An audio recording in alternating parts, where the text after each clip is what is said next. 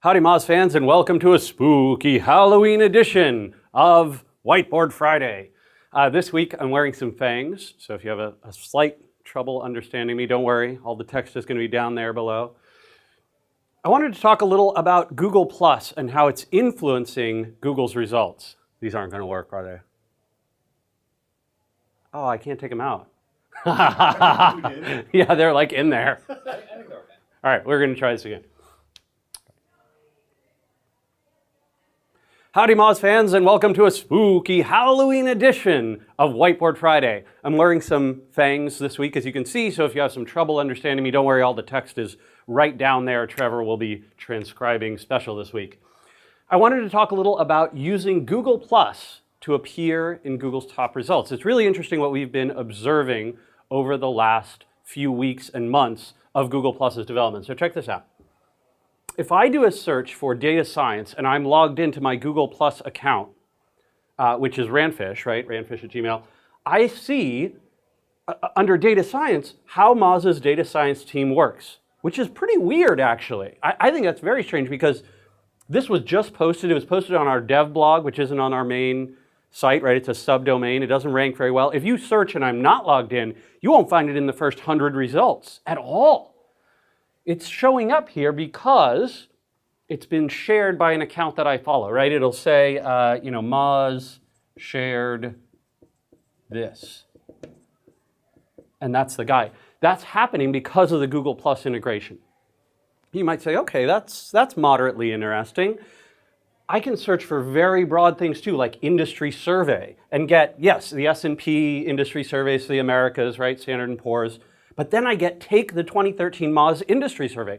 Whoa, suddenly Moz is ranking all over the place. Again, this is happening because Jonathan Coleman, Dharmesh Shah, Pete Myers, and one other person that I follow on Google Plus +1'd it. Google Plus biasing again. And there's more. I tried some queries for Happy Halloween. Happy Halloween, think how broad a search query that is. There was a post by Gianluca that he had shared today with a photo, and that showed up in my results. These are all plus Google, right? This is plus Google that's showing up his post. Consumer purchasing power, a Google Plus post by Avinash Kaushik showed up because it was shared, and I follow him.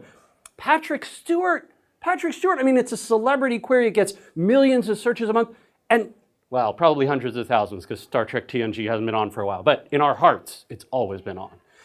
Post by George Takei, right? I follow George Takei on Google Plus, and so there you go. A post from him about Patrick Stewart is in there. It was a delightful post, by the way.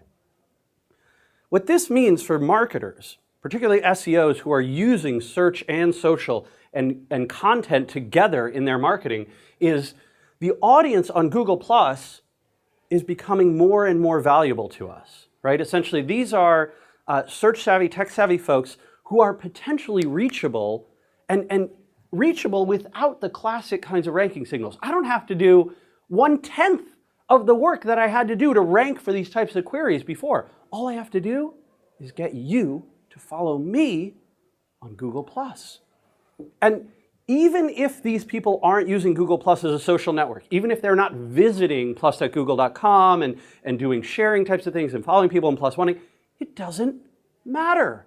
Because they're still being biased so long as they follow your account. So long as you're encircled by those individuals, it's valuable. And by the way, this is not just happening to people who have set up Google Plus and are actually following you. It happens to anyone who's logged into a Google account and has connected with you over email, meaning they've exchanged one or a few emails back and forth. It can't just be you spamming them. It's got to be you're actually receiving mail from them as well.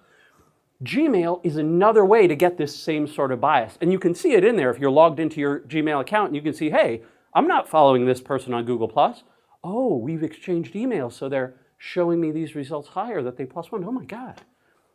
Google Plus sharing obviously is critical because of these influential factors, to SEOs in particular.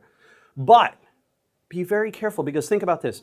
If you overshare, if I shared every single keyword, every single page that I wanted to rank on, just so that anyone who followed me on Google Plus would be biased to seeing it, I would soon lose subscribers. In fact, I'm sure I would lose them very fast. People would be like, what the hell is Rand doing? Filling up my stream and none of these have +1s. And It wouldn't surprise me at all if Google's using some indication of metrics around usage to actually determine, hey, wait a minute, this is getting no +1s, no shares, no comments. Why would I show this to anybody? I'm pushing it down in the results. I'm not going to show it, right? These are all things that did receive quite a lot of activity. Well, actually, Gianluca's post hadn't received any activity yet, but it's very recent, and lots of Gianluca's activity lots of his posts do receive activity. So if you overshare, you got to be careful about that, right? So I like to say, I think discretion is key here. Also, even if you don't have a Google Plus audience, I have no audience on Google Plus, it doesn't matter because influencers, people who do have audiences on Google Plus, might be sharing your stuff. That's fascinating to imagine. Now, it's almost like, hey, I don't use Twitter, but if I can just get someone to tweet some of this stuff for me, I know I'll get traffic. Well, on Google Plus, it's not just the traffic that you'll get. You'll also get high rankings from all of their audience. It's really remarkable. By the way, one thing of warning, there is a time decay on this stuff, right? So one of the things is, I don't see all the posts that George Takei has historically made, I can barely say historically with these teeth, that he's historically made about Patrick Stewart. I only see the ones from just recently. So there's a time decay factor. It looks like between a week and a month, depending on which accounts you're following, what types of queries you're doing. At least that's what I'm seeing in my accounts.